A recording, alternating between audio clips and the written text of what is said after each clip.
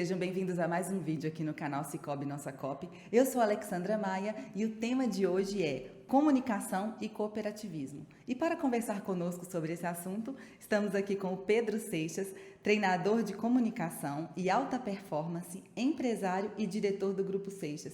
Tudo bem, Pedro? Seja bem-vindo. Obrigado, Alexandra. Um prazer estar aqui com vocês. Eu que acompanho, sou ouvinte e telespectador desse podcast do Fala Cop. E agora estou aqui para a gente bater um papo. Ai, que bom! Então vamos começar pedindo o pessoal para curtir, compartilhar, comentar de qual cidade vocês estão assistindo e se já são associados. Deixa aqui nos comentários. Pedro, vamos lá. Vamos começar com a sua trajetória, que é bem interessante. Conta um pouquinho para a gente.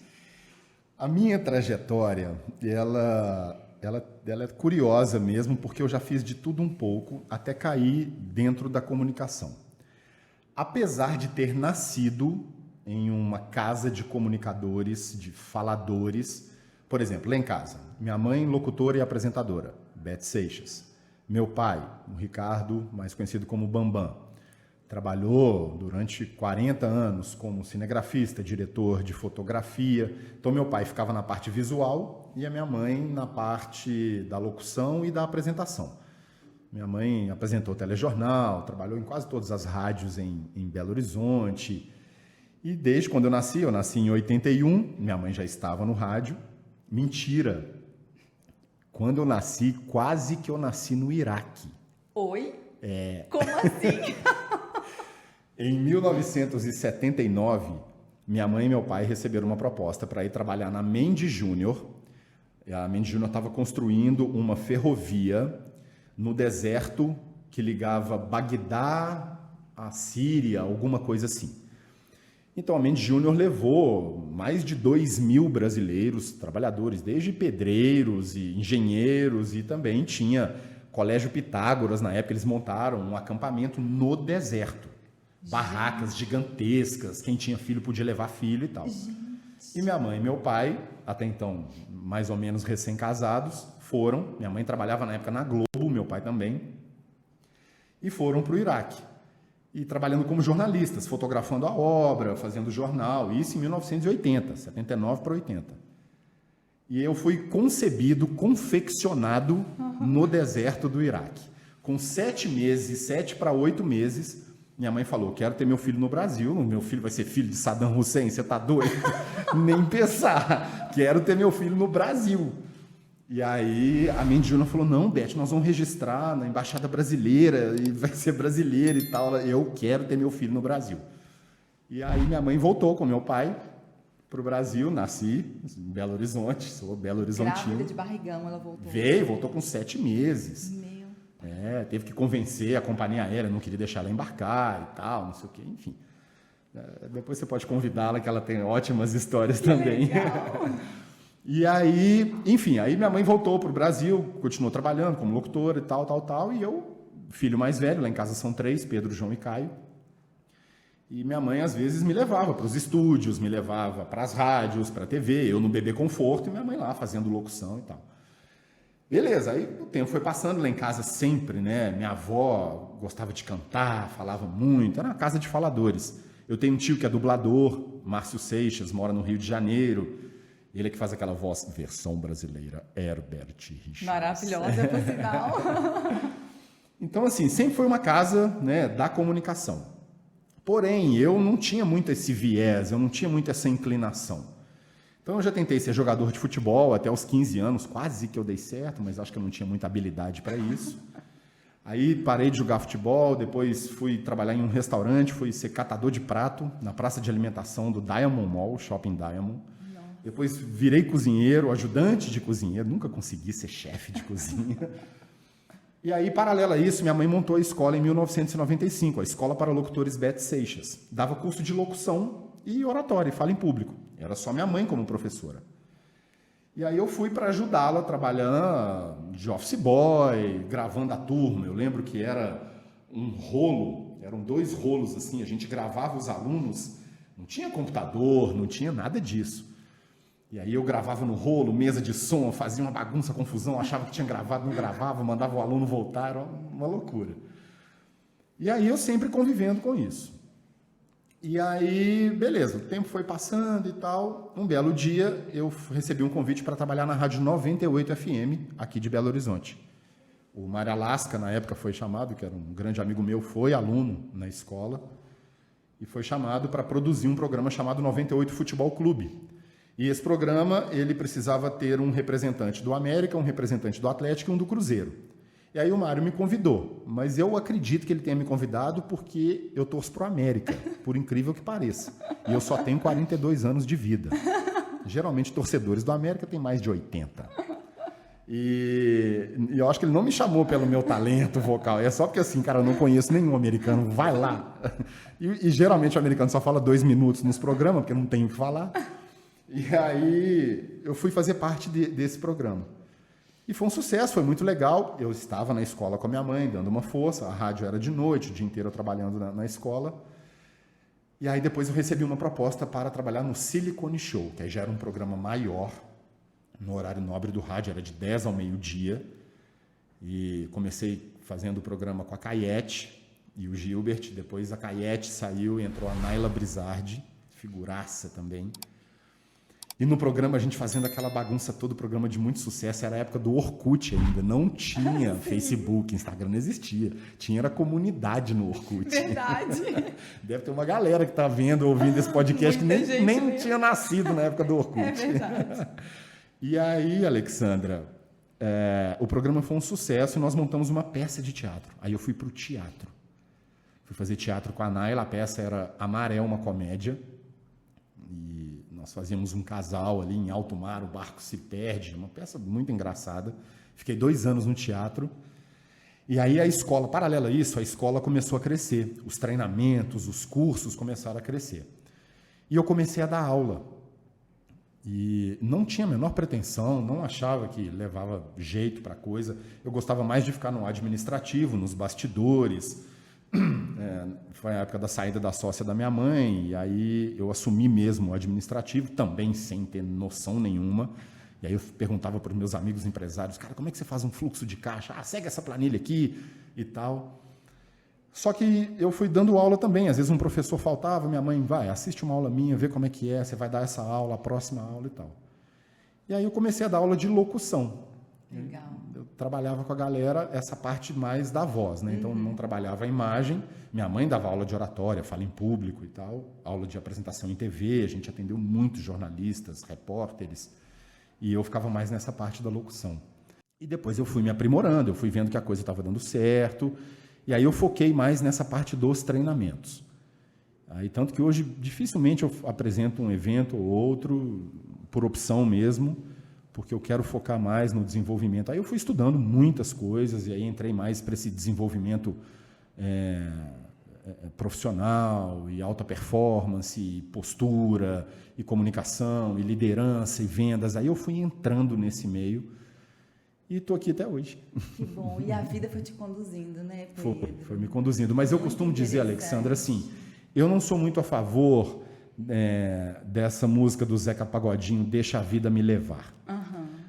A não ser que você tenha o dinheiro do Zeca Pagodinho, aí você pode deixar a vida te levar. Sim. Mas eu sempre sugiro que nós é que levemos a vida que queremos. Nós é que temos que conduzir a nossa vida. Nós é que temos que segurá-la e fazer a vida que a gente quer ter.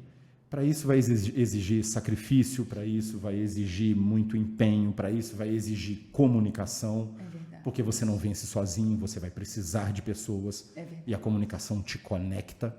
Por melhor que você seja, sozinho você não vai. É verdade. E eu sou prova disso, assim, vendo a história da minha mãe, sempre pessoas ajudando, compartilhando, contribuindo, cooperando. E o meu caso não foi diferente, até arrepio de falar, graças a Deus sempre tive pessoas que me deram oportunidades, que me ajudaram, que abriram as portas, que me deram uma chance. Assim, a minha entrada para dar treinamento no Cicobi, em várias cooperativas, foi pela Central Secrenge, que é a central da nossa COP. Sim. A Central Secrenge, na época, isso eu estou falando de 2012, mais ou menos. Minha mãe que dava treinamento no Cicobi, para a Secrenge, E no programa lá que eles tinham, até do professor Inocêncio, que é uma figuraça, outro anjo que Deus manda na nossa vida, e minha mãe dava o módulo de oratória no programa de desenvolvimento de gerentes e de agentes de atendimento. E aí minha mãe parou de dar aula, resolveu se aposentar e tal, e falou, vou botar meu filho. Eu lembro até que houve meio que uma resistência assim, pô, mas você vai colocar seu filho, Beth? Esse moleque... Alexandre, eu lembro que a minha primeira turma, eu tremia igual bambu, tremia igual vara verde. Eu botei terno e gravata para dar aula de oratória, porque assim, eu precisava tentar passar uma credibilidade, né? E eu era menino, cara, estava com 27 anos. Falei, como é que eu vou dar aula para diretor? Porque era o Prodir e o Proger, se eu não me engano. E tinha aula para os diretores, conselheiros. E eu, cara, como é que eu vou dar aula para o professor Alfredo? Mentira, ele não foi meu aluno, mas tinha vários presidentes e conselheiros fazendo o treinamento. E tinha um módulo oratória. E aí minha mãe falou assim, dá só uma turma para o Pedro. Se ele for mal avaliado, porque no final eles passavam a avaliação. O que você achou do curso? Não, 0 a 10, o professor, o material, que é a coisa toda. Se o Pedro for mal avaliado e tal, vocês não precisam mais chamar ele, não vai comprometer o seu programa, é só um módulo. Mas dá uma oportunidade, ele é meu filho, eu treinei e tal, não sei o quê. Os caras, beleza, Beth, em respeito a você, a seu pedido, você é muito querida, vai lá. Tem 12 anos que eu estou no sistema. Tá vendo? Mas o interessante, assim, que por mais que você talvez não estava... Não teve isso como objetivo inicial, você estava atento às coisas que foram acontecendo. É isso. E foi percebendo que o que você fazia acabava dando certo. Dava certo. E aí, você não ficou só nisso, você se qualificou. Exato. Então, isso é essencial. É óbvio que, assim, e aí uma técnica de comunicação, né, se eu já posso passar aqui, estar perto de pessoas, de boas pessoas. É ter humildade para ouvir essas pessoas. Lá na roça, hoje eu moro na roça. Eu me mudei de Belo Horizonte, tem 2 anos que eu moro na zona rural mesmo. Eu moro ali em Leopoldina, fica a 320 quilômetros daqui, zona da mata. Nossa. Mas continuo vindo a BH, meus negócios estão todos aqui, meus treinamentos, viajo o Brasil inteiro e tal.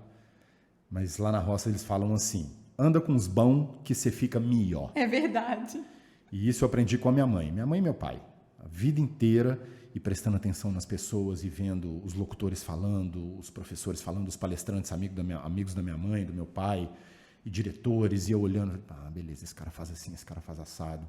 E sempre tentando andar na roda dessas pessoas, sabe?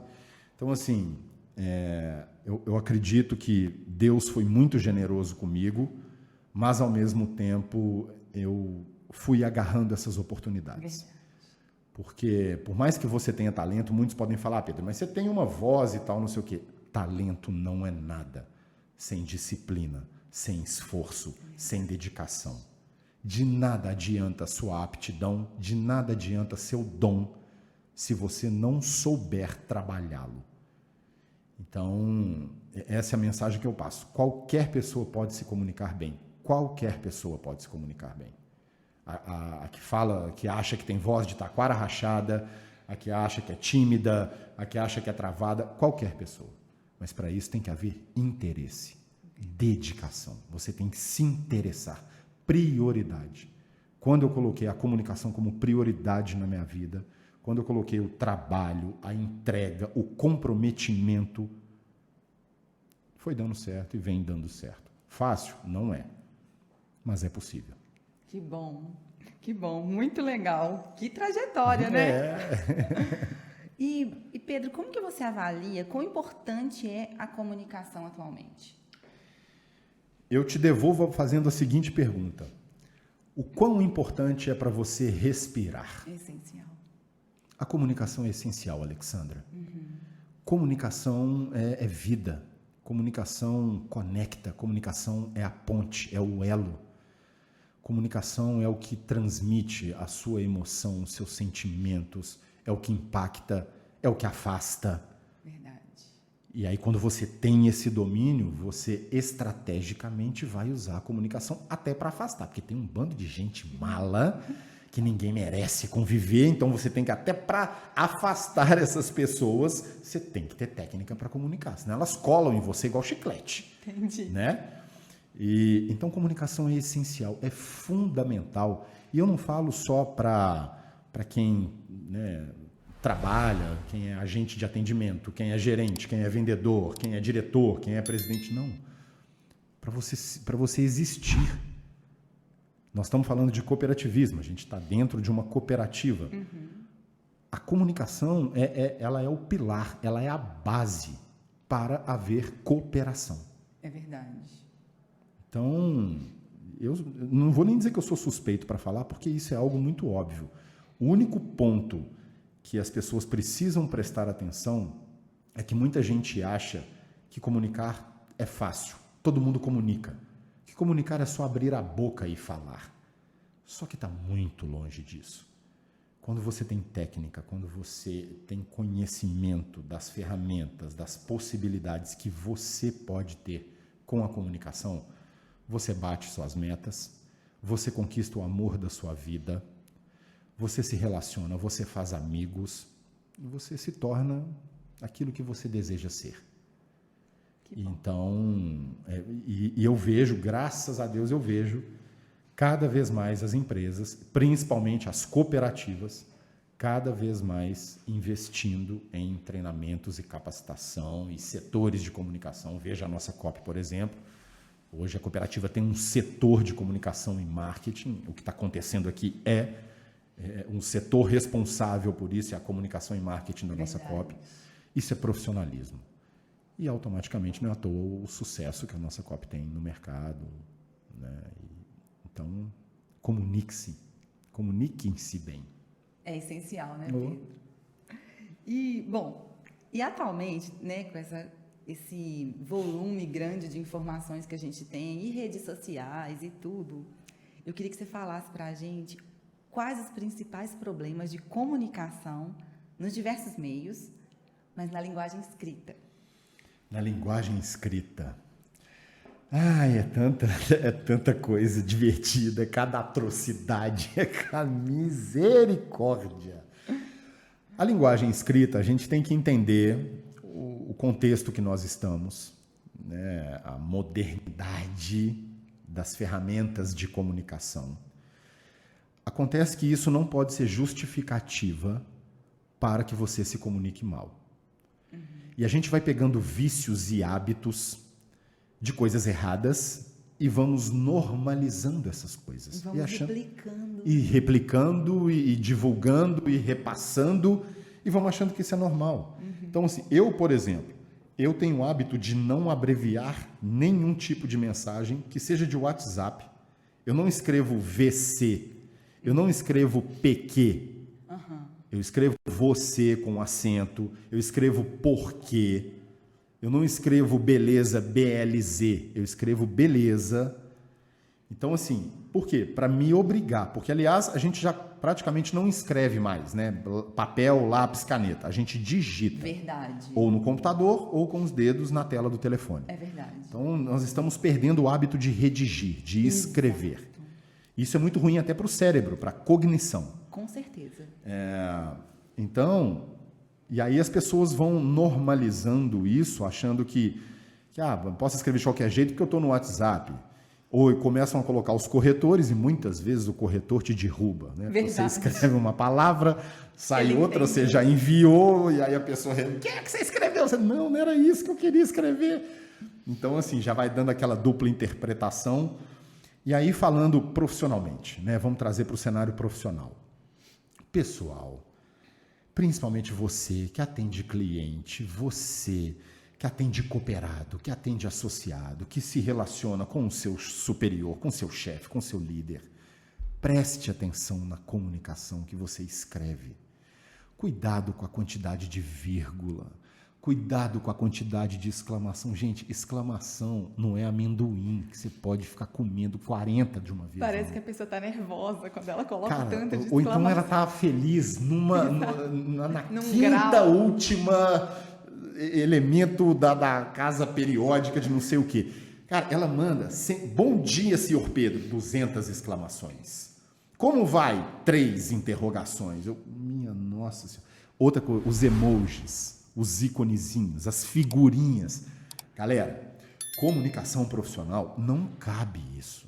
A não ser que você já tenha um relacionamento com o seu cooperado, com o seu associado, com o seu cliente e tal. Aí você manda um joinha.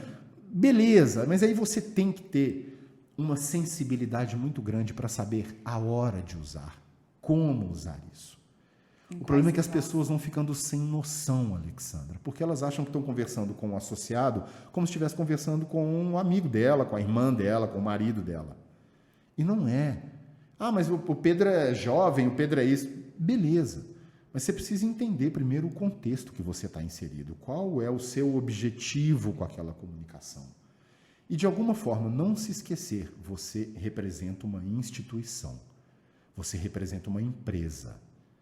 Então, quando você comunica, não é necessariamente você comunicando, é toda uma empresa, é toda, no caso a nossa COP é uma cooperativa, é toda uma identidade corporativa que está comunicando com uma pessoa. É verdade. Você é apenas o representante. Então, daquela instituição. Daquela instituição. Verdade. Mas a gente tem que se policiar. Não estou falando, gente, para ninguém ficar escrevendo por obséquio, senhor Pedro, vós me se... Não é nada disso. Mas é ter um pouco de noção e ser profissional. Não perder o profissionalismo. Porque isso passa credibilidade. Isso é comunicação. Credibilidade, confiança, autoridade. Tudo isso gera um impacto positivo no outro. Verdade. E, Pedro, que tipo de benefícios as empresas têm ao desenvolverem bem a comunicação interna? Os benefícios são inúmeros, são infinitos. Você vai ter melhores relacionamentos profissionais entre os seus colaboradores, seus funcionários. Você vai ter uma comunicação mais assertiva, mais fluida. Você diminui os ruídos. O que são os ruídos? Mas eu achei que você tinha me falado... Sabe aquela brincadeira do telefone sem fio? Uhum. Você vai falando para um, vai falando para outro, aí o que chega no último é um trem nada a ver do que do que o primeiro tinha falado. E isso tem demais nas empresas. Você diminui o vitimismo, você amadurece as pessoas. Então, quando uma empresa cuida da comunicação, principalmente da comunicação interna, porque muitas vezes, até que a comunicação para com os, no caso, associados, vamos falar do cooperativismo, a comunicação para com os associados vai bem, beleza, os comunicados, os e-mails que chegam, as artes, o marketing trabalha muito bem, não sei o que e tal. Mas internamente, e a comunicação entre as áreas? Uhum. Eu que dou treinamento de comunicação, de performance profissional, de liderança, o que eu mais percebo hoje é a dificuldade das pessoas se comunicarem internamente. É o gerente com o agente de atendimento, é a área comercial com a área administrativa, é o diretor que não consegue fazer a equipe entender é o conselho de administração que não consegue conversar com o conselho fiscal. Sabe assim, A gente vai percebendo que 90% dos problemas de uma empresa, de qualquer segmento, estão relacionados à comunicação. De alguma forma, há um problema de comunicação. E atrapalha a todos, na verdade, né? Se você não consegue se comunicar internamente, os setores ficam prejudicados e acaba prejudicando o próprio cliente. Exatamente. No final das contas, quem sofre é o cliente, o associado, que não tem nada a ver com a nossa bagunça interna. É verdade. E, de repente, a coisa chega truncada para ele, chega de um jeito. Mas você me disse uma vez que não, mas não era e tal. E aí já era. Para você reverter é muito difícil.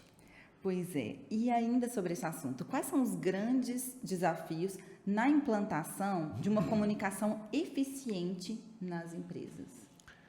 Ego, vaidade e resistência. Esses para mim, são os principais problemas na hora de você implantar ou querer mudar um comportamento, uma forma, um jeito de comunicar, de relacionar. Porque esbarra no ego, esbarra na vaidade. Ah, mas o problema não é comigo. Ah, mas eu não sou assim. Mas é o outro que é assim. Eu não, jamais. O outro é que não... Ele é que não soube falar. Eu que entendi direito. Ele que não entendeu. Sabe, começa um jogar para o outro e ninguém assume. Ninguém se apropria daquilo. Então, assim, a maior dificuldade é essa resistência. Ao invés das pessoas, eu falo isso muito no início dos meus treinamentos. Toda vez que eu começo um treinamento, Alexandra, eu falo assim, pessoal, eu só quero fazer um convite para vocês. Abram o coração e abram a mente. Porque eu quero passar para vocês.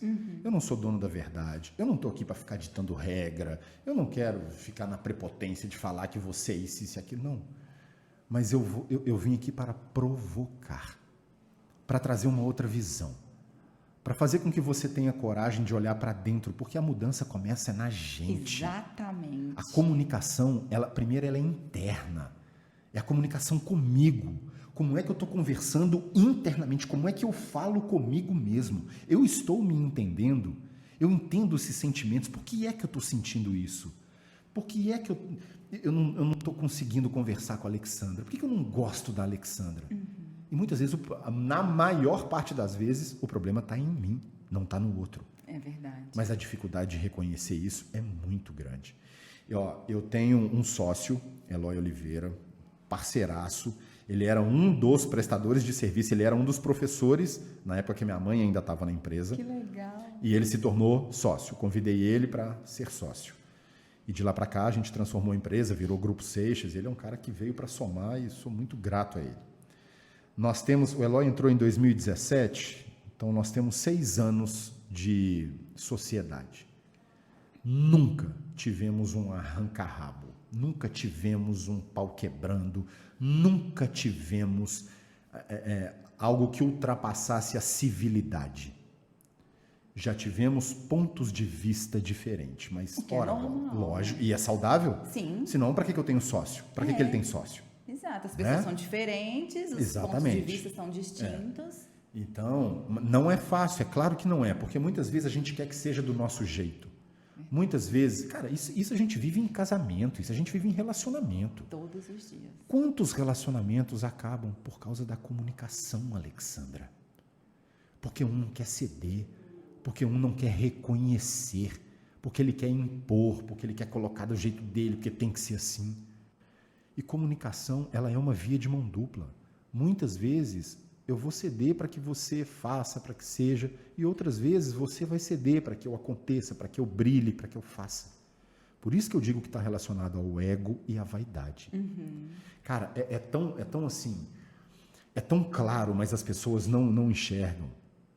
Alexandra, em um processo de comunicação, só existem 3 coisas: contexto, objetivo e pessoas. Como assim, Pedro? Contexto. Qual é o contexto que eu estou inserido? Eu estou na gravação de um podcast? Eu estou atendendo um cooperado? Contexto. Eu estou dentro de uma cooperativa? Eu estou numa igreja? Eu estou na minha casa? Contexto. O ambiente. Esse é o primeiro ponto. 2. Objetivo. O que eu quero? Qual é o meu objetivo? O que eu quero que a Alexandra faça depois que eu falar, que eu comunicar? O que eu espero que ela pense, que ela reflita, que ela execute? O meu objetivo. Qual é o meu objetivo? E o terceiro, pessoas. Quem é a Alexandra? Porque aí eu vou dançar conforme a música da Alexandra. Se a Alexandra é uma pessoa calma, tranquila, se eu chegar com muita energia, Alexandra, olha, a gente precisa fazer isso, eu vou te paralisar. Verdade. Entendeu? Você vai travar, você vai se bloquear. Tipo, cara, que furacão, que trator é esse, que esse Pedro é louco. Então, se eu sei que a Alexandra é mais doce, que a Alexandra é mais tranquila, eu vou chegar, Alexandra, tudo bem? Eu queria te pedir uma gentileza. Da próxima vez, quando você terminar de atender o cooperado, oferece para ele um cafezinho, pergunta se ele quer conhecer a nossa agência, está tão bonita, que aí você faz ele se sentir mais em casa. Nós somos uma cooperativa, não somos um banco. Combinado, Alexandra? Posso contar com você? É diferente.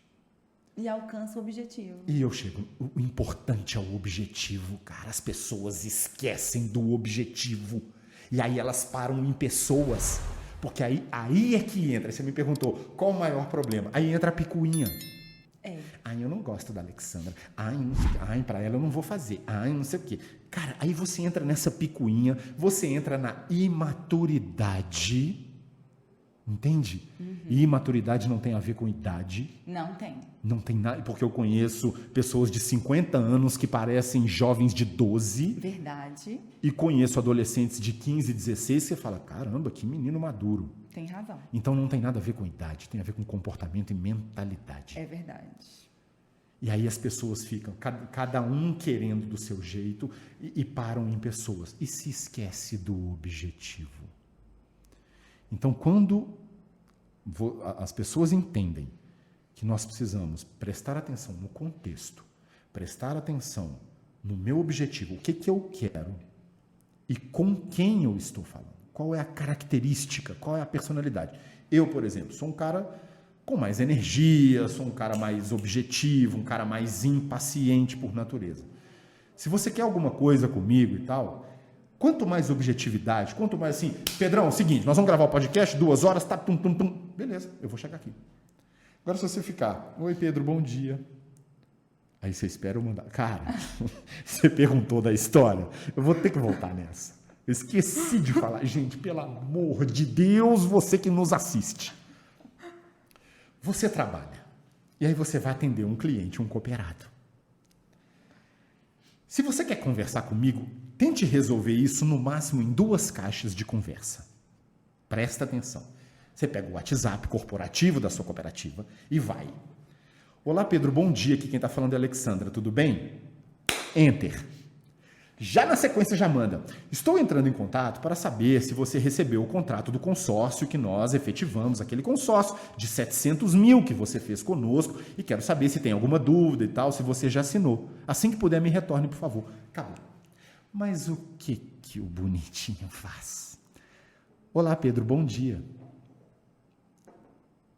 Aí eu vi e chegou a mensagem. Passa 30 segundos, você não fala nada. Porque você está esperando eu dar bom dia.